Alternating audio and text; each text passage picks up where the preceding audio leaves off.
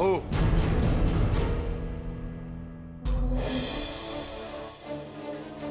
तुमने यहाँ आने की हिम्मत कैसे की? और ये क्या किया तुमने? पिछले 93 सालों से इस स्कूल के किसी सदस्य ने उस कमरे का ताला खोलना तो दूर, उसके आसपास भटकने की जुर्रत तक नहीं की। और तुम कल की आई लड़की, तुम्हें ना इस घर की मान मर्यादा का ख्याल है, ना रीत परंपरा का। अपने मनुष्य कदमों से तुमने उस श्रापित कमरे का न सिर्फ ताला खोला, बल्कि पंडित जी के लगाए हुए उस टोटके को भी। घोर अशुभ हुआ ठाकुर साहब, घोर अशुभ हुआ। 93 साल से दादाजी की लगी हुई सीमा ने अब तक इस शराब को रोके रखा, पर आज आपकी बहू रानी ने इस मर्यादा को तोड़ दिया।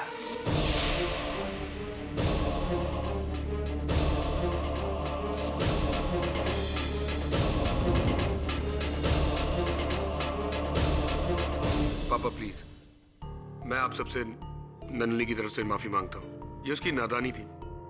इस इमरती के कहने पे आके उसने ये हरकत की। पापा हुकुम, हमें क्या पता था हमारी बातों का बहू रानी पे इतना असर होगा। हमें माफ कर दीजिए। पूंजा का शराब, अब तो सब मरेंगे बापू साहब।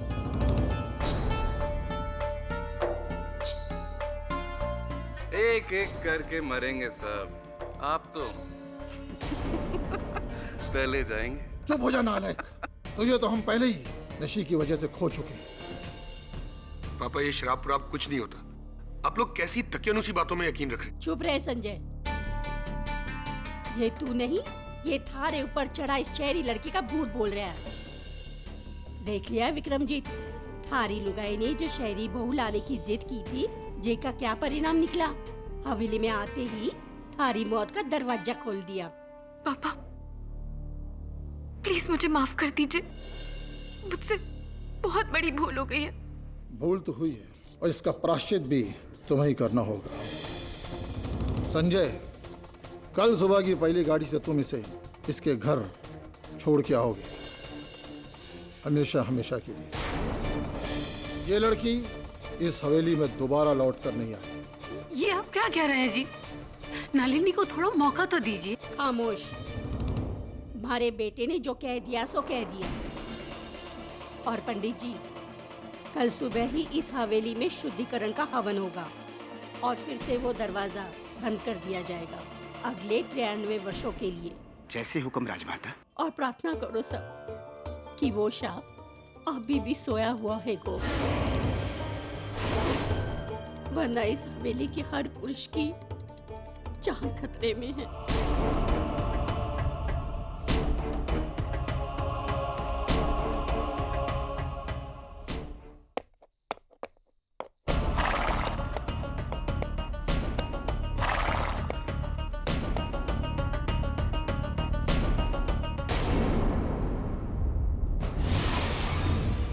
देता हूँ तुझे आज के बाद मेरे घर में पैदा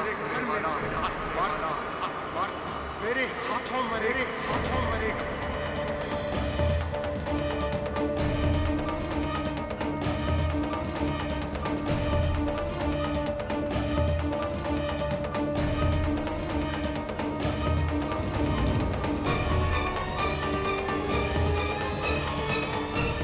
कौन है अंदर? कौन है?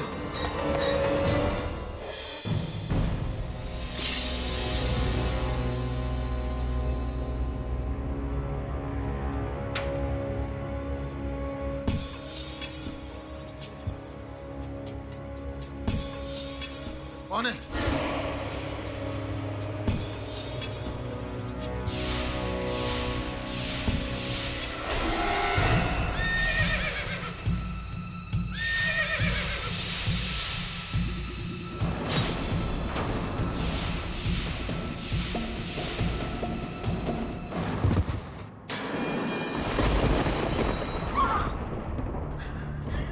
क्या मामा, फिर कोई बुरा सपना देखो क्या? सपना नहीं रतन, कुछ तो हुआ है, कुछ बुरा हुआ है। उस हवेली में लालच अपना फन फैलाए है। बहुत बुरा होने वाला है, बहुत बुरा होने वाला है।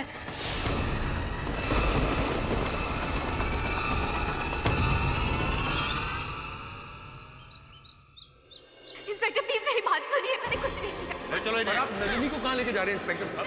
संजय राठौड़, हमें अपना काम करने दें। पर मैं आपको बता रहा हूँ उन्होंने कोई खून नहीं किया। हमें पूछताछ करनी है, पुलिस स्टेशन ले जाकर। मेरी बात सुनिए, मैंने कुछ नहीं किया। आपकी बात पर इंस्पेक्टर साहब, मैं आपसे कह रहा हूँ उन्होंने खून नहीं किया। बस मिस्टर संजय, बस। मेरा बेटा एकदम सही कह रहा है, मेरी बहू एकदम बेकसूर है। सारे सबूत इनके खिलाफ हैं। बेहतर ये होगा कि आप कानूनी कार्रवाई में दखलंदाजी ना करें।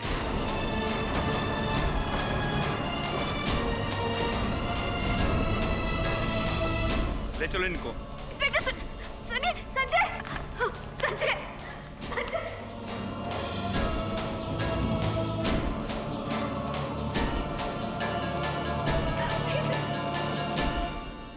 ये कल की छोरी के लेगी मेरे बेटे की जान। मारे विक्रमजीत को तो गुंजा की शाख ने मारा है।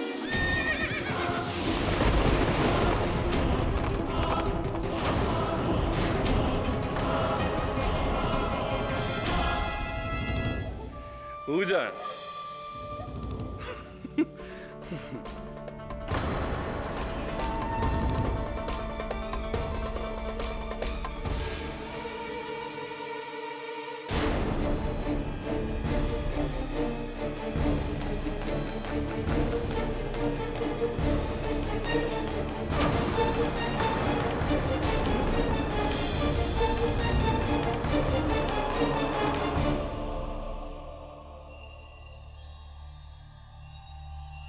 हुकुम, आपके भाई साहब विक्रमजीत सिंह की कल रात किसी ने हत्या कर दी।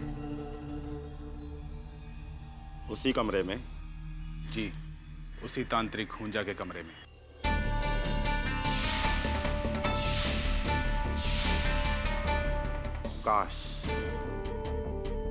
काश हम उस कमरे को देख सकते एक बार।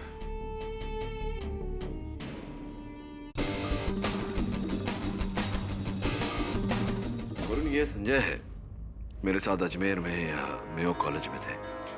तुम 2-3 वर्ष ही जूनियर थे मुझसे ना? Right. Hi, is everything okay? सब ठीक है? नहीं, सब ठीक नहीं है वरुण। इनकी पत्नी जी नलिनी जी को इन्हीं के पिताजी की हत्या के आरोप में पुलिस ने गिरफ्तार किया है। पर केडी, नलिनी मेरे पिता अपने ससुर का खून क्यों करेगी?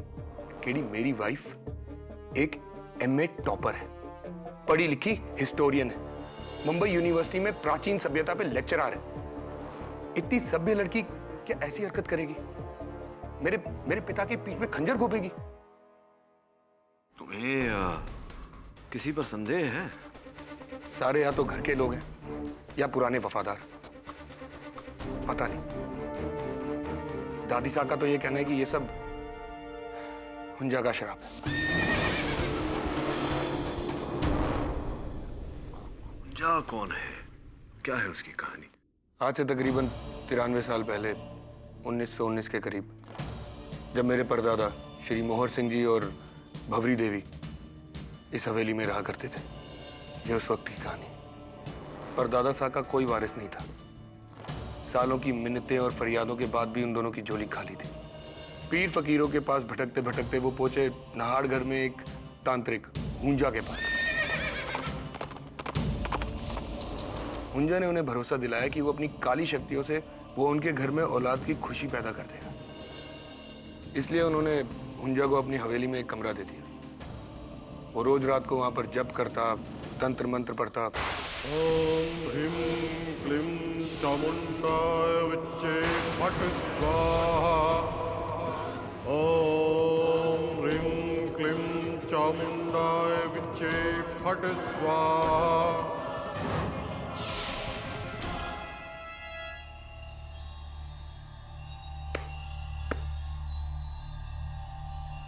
ठाकुर मोहर सिंह, मेरी तपस्या रंग लाई। आज से ठीक 10 महीने और 4 दिन बाद तुम्हारी पत्नी को एक औलाद होगी, एक लड़का, और उसके ठीक 2 साल 3 महीने और 8 दिन बाद फिर एक औलाद होगी, एक और लड़का। पहला लड़का तुम दोनों को मेरी तरफ से उपहार है, पर दूसरा लड़का मेरी गुरु दक्षिणा। तुम्हें दूसरे लड़के को मुझे भेंट करना होगा, मेरा मुरीद बनाकर। बोलो, स्वीकार है? और जैसा हुंजा ने कहा वैसा ही हुआ। 10 महीने बाद मोहर सिंह के यहाँ पर एक बेटा हुआ, मेरे दादाजी। घर वालों ने तो हुंजा को अपना भगवान मान लिया, और उसके ठीक 2.5 साल बाद हुंजा की दूसरी भविष्यवाणी भी सच हुई। दादाजी का दूसरा भाई हुआ, जिस पर हुंजा ने फौरन अपना हक जमाया। लेकिन ममता में कमजोर होकर दादीसा ने बच्चा देने से मना कर दिया। पूजा महाराज, यदि आप चाहे तो हमारी आधी जायदाद मांग लें, धन दौलत, सोना चांदी, हीरे जवाहरात, जमीन जो चाहे मांग ले, किंतु हमारी औलाद मत मांगिए। तुम अपने वादे से मुकर रहे हो ठाकुर? मुझे अच्छी तरह याद है, मुझे अपना वादा याद है, किंतु जिस वक्त मैंने आपसे वादा किया था उस वक्त न तो मैं पिता बना था और न ये माता। माँ बाप के लिए औलाद क्या होती है ये आज हम समझ पाए हैं, इसलिए हमारी आपसे विनती है कि हमारे बच्चों को बख्श दीजिए। घोर अपमान किया है तूने हमारा, घोर अपमान किया है। ये मेरा श्राप कि इस घर में पैदा होने वाला मर्द मर जाएगा, मर जाएगा। और हुंजा ने अपना मन बना लिया था, वो अपनी गुरु दक्षिणा लिए बगैर वहां से नहीं जाने वाला था। उस रात उसने उस बच्चे को वहां से उठा लिया। महाराज, महाराज जागिए, हमारा मुन्ना पालने में नहीं है। क्या कहा? हाँ महाराज, हमारा मुन्ना पालने में नहीं है। प्रताप सिंह, जल्दी घोड़े निकालो। हुंजा, अब मैं तुझे नहीं छोड़ूंगा, नहीं छोड़ूंगा तुझे। मोहर सिंह जी हुंजा के पीछे निकल गए उसको पकड़ने। माता के मंदिर के टीले के पास उन्होंने और उनके आदमियों ने हुंजा को रोक लिया।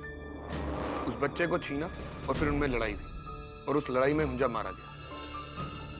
लेकिन मरने से पहले हुंजा ने मोहर सिंह को एक श्राप दिया।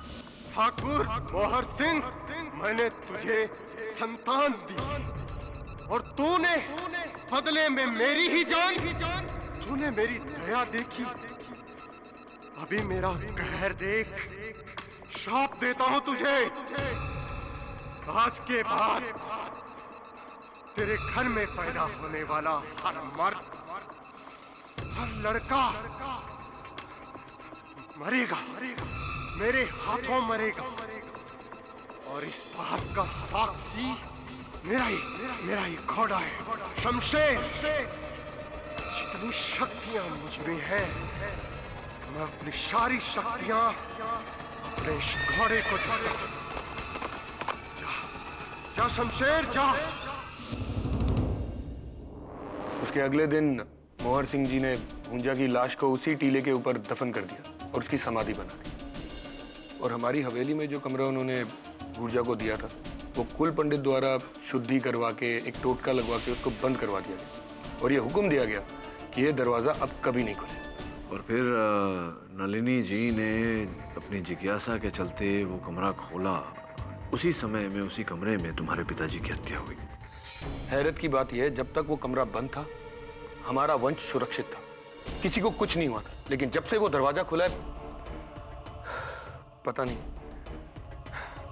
नहीं मैं क्या कहूं केडी। या तो ये किसी श्राप के कारण है या किसी इंसान के कारण, मुझे कुछ पता नहीं। लेकिन मैं एक बात जानता हूं, नलिनी ऐसा नहीं कर सकती। वो मेरे पिता को कभी नहीं मार सकती। संजय, अदालत में इस श्राप का विवरण करना तो प्रश्न से बाहर है। अदालत इन बातों में नहीं मानती। पर तुम्हारी बातों के अनुसार मुझे लगता है कि कोई है जो तुम्हारी पत्नी नलिनी को फंसाना चाहता है।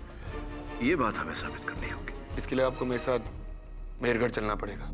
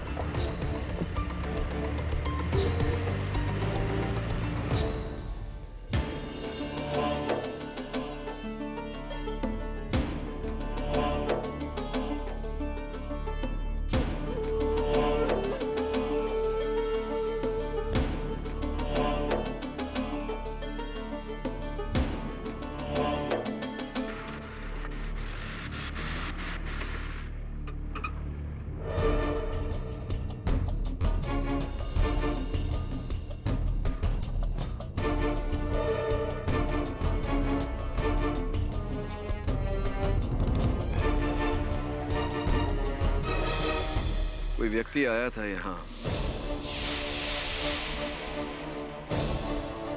जो छड़ी के सहारे चलता है। छड़ी के निशान है वहां। छड़ी? छड़ी तो मेरे चाचा जी इस्तेमाल करते हैं, मेरे पिताजी के छोटे भाई गौरव सिंह जी, पर उनकी और पिताजी की कभी नहीं बनी। पर छोटे हुकुम हुंजा की समाधि पर क्यों आएंगे? वो भी मृत्यु के इतने समय बाद। जो भी आया था यहाँ घोड़े पर आया था। घोड़े की नाल के निशान भी है। शमशेर? शमशेर कौन? हुंजा का घोड़ा। विक्रम सिंह जी, आप भी कैसी बातें करते हैं? एक घोड़े की उम्र 30 साल होती है और ये कहानी 100 साल पुरानी है। आपको क्या लगता है घोड़ा अभी तक जिंदा होगा? कुछ बातें समझ और सूझबूझ से परे होती हैं छोटे हुक्म। मरने से पहले हुंजा ने अपने घोड़े शमशेर से कहा था कि अब उस श्राप का रखवाला वही होगा। उसने अपनी सारी शक्तियां अपने घोड़े को दान में दे दी थी। हवेली में तो अब भी यही कहते हैं कि जिसने एक बार शमशेर को देख लिया वो अगले दिन का सूरज नहीं देखेगा। ये हम अदालत में कह सकेंगे?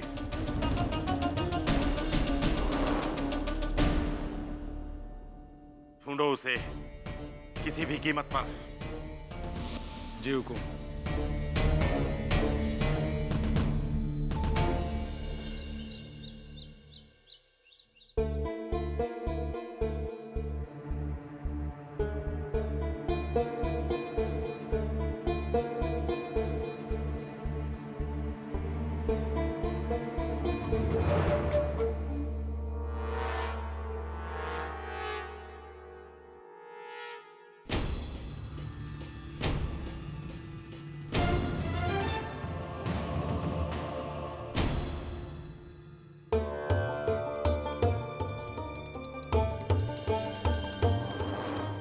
हमारे राजमाता, ये हमारी मां सा।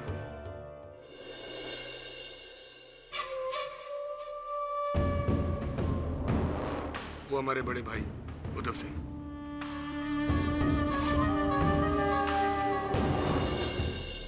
यही वो जगह है सर जहां पर पिताजी की लाश मिली अगले दिन। इस कमरे की किसी वस्तु को किसी ने छुआ या हिलाया तो नहीं?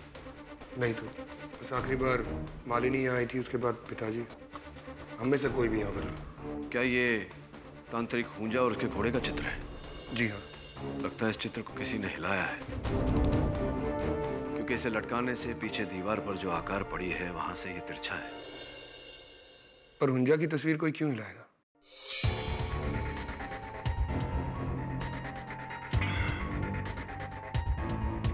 वरुण, जरा सहायता कर मेरी।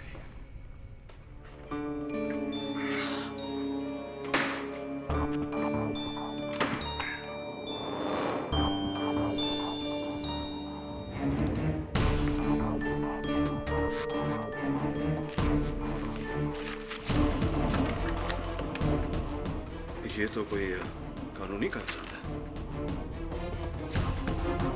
ये जमीन मुंबई में कहीं पालगढ़ में है, किसी जमुनालाल बिष्ट के नाम। जानते हैं आप इन्हें? नहीं, मैं तो पहली बार ही सुन रहा हूँ। इनफैक्ट पापा ने भी कभी इनके बारे में कोई बात नहीं की। सर, आपको लगता है इस जमीन के पेपर्स का ठाकुर विक्रमजीत की हत्या से कोई कनेक्शन है? कुछ प्रश्नों के उत्तर अदालत में दिए जाते हैं। मिस नलिनी, आपने ये विवाह प्रेम की भावना से नहीं बल्कि प्रतिशोध लेने की भावना से किया था। ये क्या कह रहे हैं आप?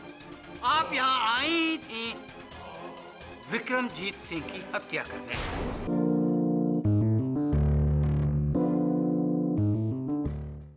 हुकुम, आज से 93 साल पहले सन 1919 में राठौर राजघराने को हुंजा नाम के तांत्रिक ने श्राप दिया था कि इस राजघराने का हर मर्द दर्दनाक मौत मरेगा। ये मेरा श्राप कि इस घर में पैदा होने वाला मर्द मर जाएगा।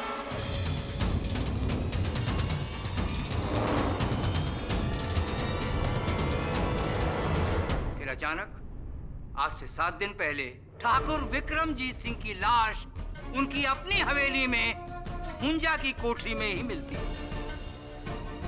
और उनकी पीठ पर ये शाही खंजर घुपा हुआ था।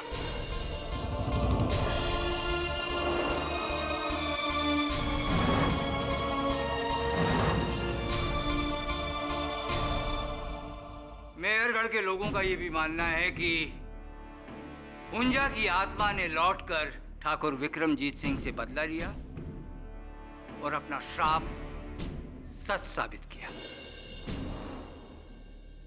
पर 100 बात की एक बात, आज के युग में मैं और आप इस कहानी पर कैसे विश्वास कर सकते हैं, जबकि ये कहानी कुछ और ही बयान कर रही है। हुकुम, इस खंजर पर किसी तांत्रिक हुंजा के निशान नहीं, इस लड़की की उंगलियों के निशान।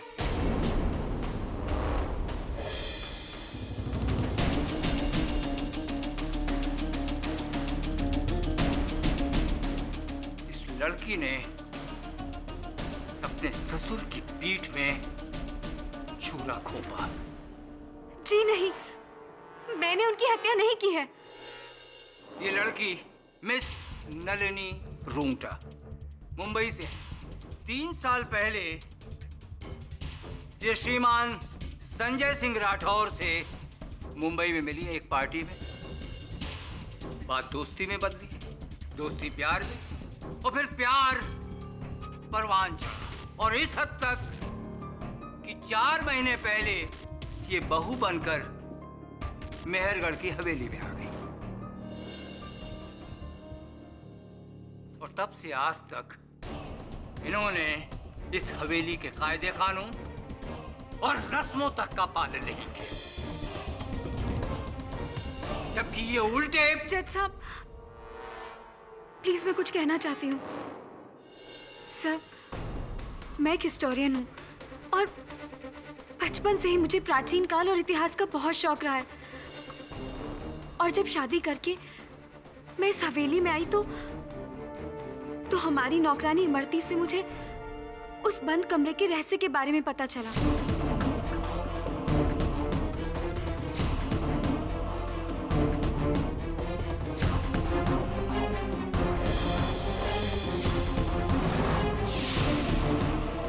मैं सोचने लगी कि पता नहीं इतने सालों से इतिहास का कौन सा रहस्य उस कमरे में कैद है, और बेवकूफी में आके मैंने उस कमरे का ताला तोड़ दिया। और 100 बात की एक बात, आपने उस रात अपने ससुर की हत्या कर दी। जी नहीं, उस रात तो मैं अपने हस्बैंड संजय के साथ अपने बेडरूम में सोई थी। तो फिर इस खंजर पर आपकी उंगलियों के निशान कैसे? इस खंजर पर इनकी उंगलियों के निशान इस कारण है क्योंकि सर्वप्रथम बार जब ये उस कक्ष में गई थी, इन्होंने मेज पर से ये खंजर उठाई। स्पष्ट है कि इसी बात का लाभ उठाकर किसी ने इन्हें फंसाया है।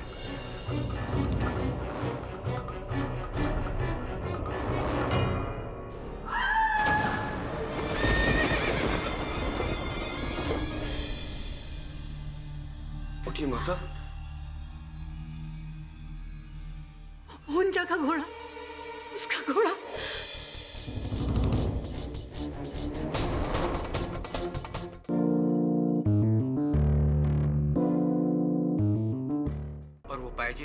पायल, जो कि विक्रमजीत सिंह की लाश के पास से मिली। सर, मुझे नहीं पता। और आपकी वो चप्पल,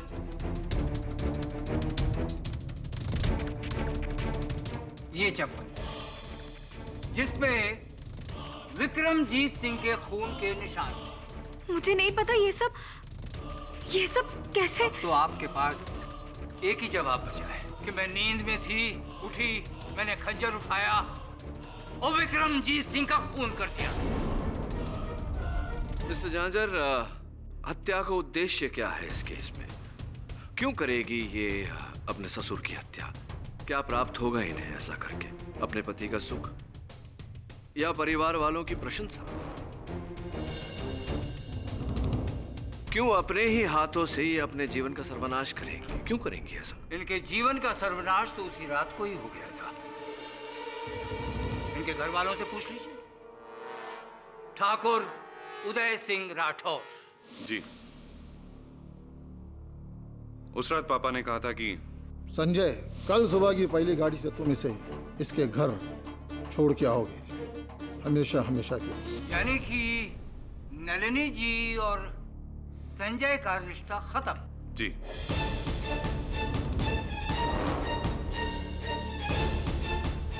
आपको नहीं लगता कि इस घटना के बाद नलिनी जी के मन में आपके पिता के प्रति घृणा, नफरत बढ़ गई हो? हुकुम, एक औरत से उसके पति को छीनना ये कोई साधारण घटना नहीं है। जी, मैं भी मानता हूं। नलिनी ने ही पापा की जान ली।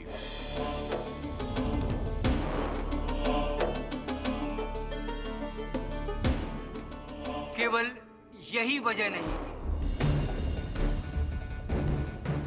असल वजह कुछ और ही थी। असल वजह थी मिस नलिनी, आपने ये विवाह प्रेम की भावना से नहीं बल्कि प्रतिशोध लेने की भावना से किया था। ये क्या कह रहे हैं आप? आप यहाँ आई थी विक्रमजीत सिंह की हत्या करने। क्या बकवास कर रहे हैं आप? ऑर्डर ऑर्डर, बैठ जाइए मिस्टर भनोट। मिस्टर झंझर, आपने ये जो आरोप लगाया है, ये जितना संगीन है उतना ही रहस्यमय है। कृपया कर जरा समझाएंगे हमें क्या कहना चाहते हैं आप? नलिनी जी,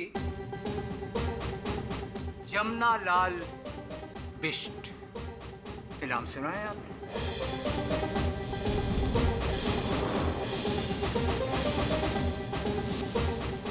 क्या हुआ पाठक जी, ये नाम आपने पहले सुना है?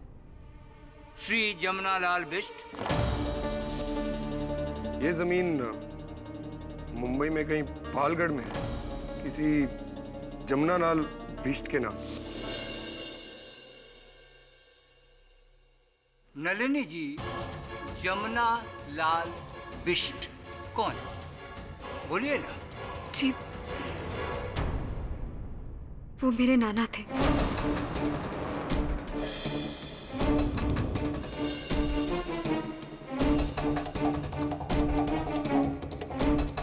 आज से 30 साल पहले मुंबई के बाहर उनकी करीब 400 एकड़ जमीन थी, पालघर के पास। जी, हमारी पुश्तैनी जमीन, खेत, हवेली। आजकल उसका मालिक कौन है? मुझे नहीं पता। आप जानती हैं? देखिए, आज से 30 साल पहले एक व्यापारी ने मेरे नाना जी को धोखा देकर वो सारी पुश्तैनी जमीन उनसे हथिया ली थी। और इसी वजह से आपके नाना को सदमा पहुंचा और दिल के दौरे की वजह से उनका निधन हो गया। और आपका पूरा के पूरा ननिहाल अमीरी की ऊंचाइयों से गिरकर गरीबी के दलदल में फंस गया। और आज भी वही है। 100 बात की एक बात, यानी कि एक आदमी की वजह से आपका पूरा के पूरा परिवार तबाह। क्या था उस व्यापारी का नाम?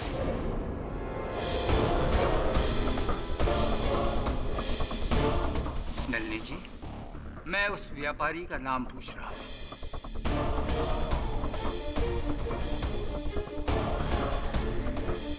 नलिनी जी, मैं आपसे बात कर रहा हूं।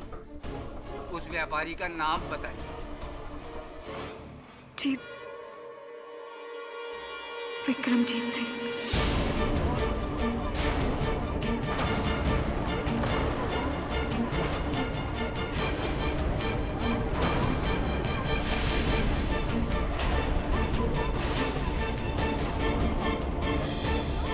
विक्रमजीत सिंह राठौर।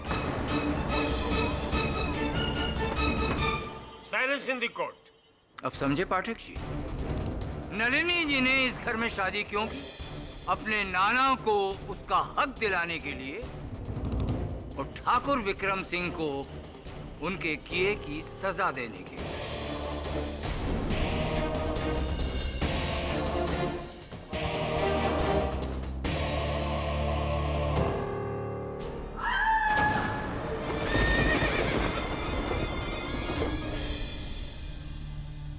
उठिए मौसा। हुंजा उसका घोड़ा, उसका घोड़ा।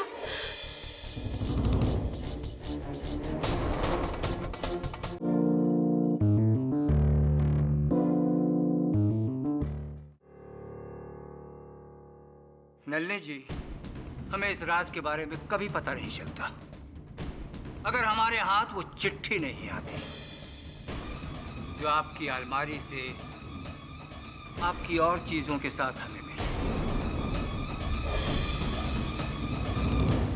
कैसी चिट्ठी? क्या लिखा है उस चिट्ठी में? हुकुम।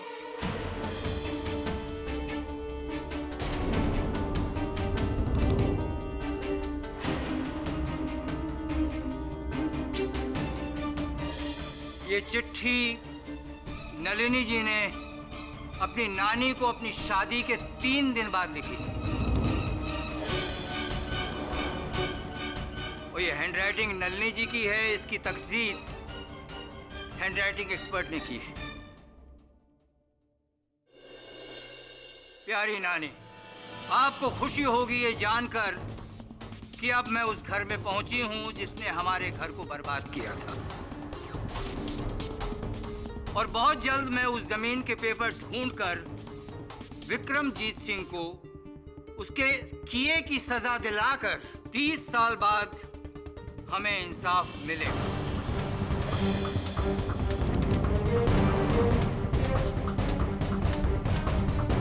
और ये है इसका इंसाफ, वो खंजर।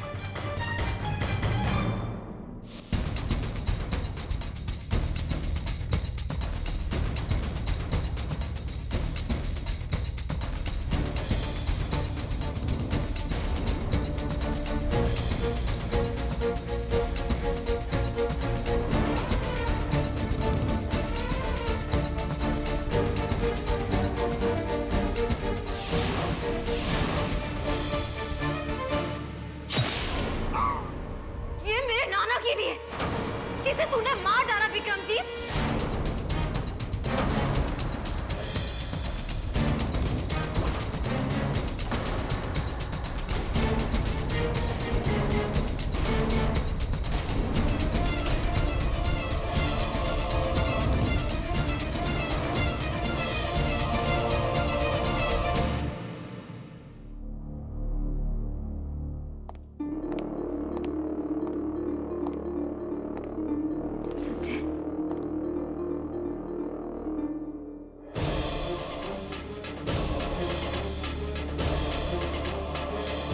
एक बार मुझसे कहा था कि तुम्हें इंसाफ चाहिए।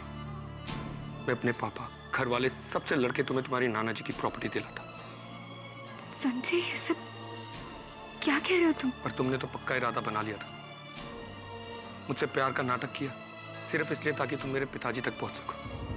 और उस दिन भी तुम उस कमरे में कोई इतिहास ढूंढने नहीं, बल्कि अपने नाना जी की प्रॉपर्टी के पेपर ढूंढने गई थी। नहीं संजय, तुमसे मेरा प्यार कभी झूठ नहीं था। हाँ, मैं मानती हूँ कि तुमसे सगाई होने के बाद जब मुझे ये पता चला कि वो और कोई नहीं बल्कि तुम्हारे पापा थे जिन्होंने मेरे घर को बर्बाद किया था, तो मैंने सोचा था कि एक बार शादी करके इस हवेली में आ जाऊं तो उनसे बदला लूंगी। इसीलिए मैंने अपनी नानी को वो लेटर लिखा था, पर मैंने पोस्ट नहीं किया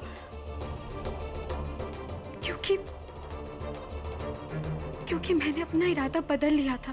मैं तुम्हें दुख नहीं देना चाहती थी।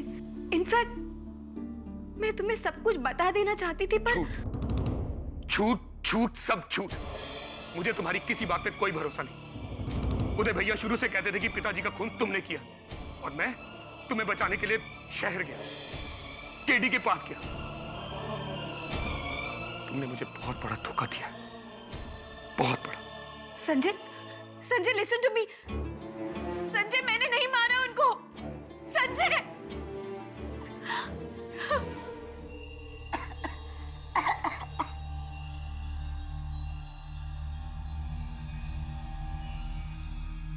हवेली के बारे में क्या सोच रही है अम्मा? जो कुछ हुआ उनमें थारे का कसूर? सब मारो कसूर है। मुझे उसे कुछ नहीं बताना चाहिए था, कुछ नहीं। छोटे हुकुम, इस चेक की कोई आवश्यकता नहीं थी संजय जी। केस तो अभी शुरू हुआ है। आपके और मेरे लिए खत्म हो चुका है।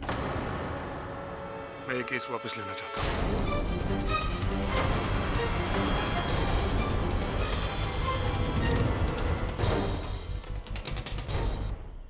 लेकिन जिसकी दुहाई देके मैं आपके पास आया था, उसी पे मुझे खुद यकीन नहीं रहा, तो आप केस लड़के क्या करेंगे? आप यहाँ आए उसके लिए आपका बहुत बहुत शुक्रिया, पर अब आप यहाँ से जा सकते हैं। नलिनी को उसकी किए की सजा कानून देगा। देखिए संजय जी, नलिनी निर्दोष। जा सकते हैं मिस्टर पाठक।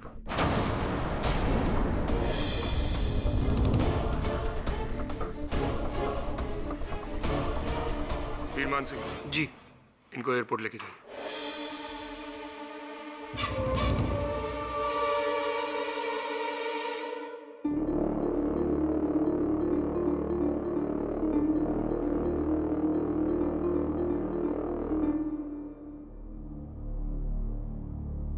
केडी साहब, पहली बार बिना केस सॉल्व किए हमें वापस लौटना पड़ रहा है। It's always the first time, Varun. अच्छा हुआ आप वापस जा रहे हो केडी साहब, वरना दोनों ही सूरतों में आपकी हार होती। ना ही आप नलिनी बहू को बचा सकते हो और ना ही तांत्रिक होजा को पकड़वा सकते हो।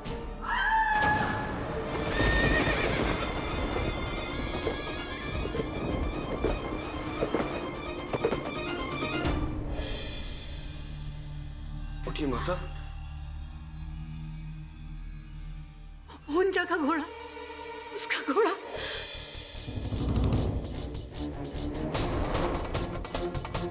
शमशेर, मासा ये क्या बात कर रही हैं आप? हवेली में घोड़ा?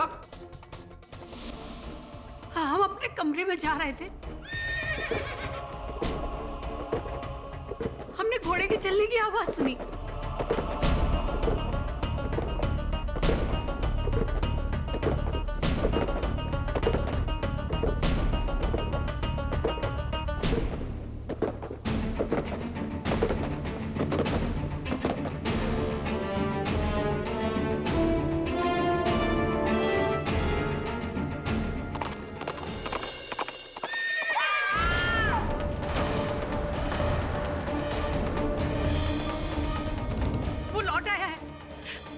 का घोड़ा, उसका श्राप,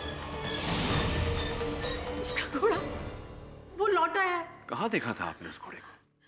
यहाँ। लेकिन अजय, यहाँ तो घोड़े के होने का कोई चिन्ह नहीं, कोई निशानी नहीं। अचानक हवेली में घोड़ा आएगा कैसे? आकर गायब कैसे हो गया? तुम यहाँ हमारे पोते के बुलावे पर आए थे, पर अब रुकोगे हमारे कहने पर।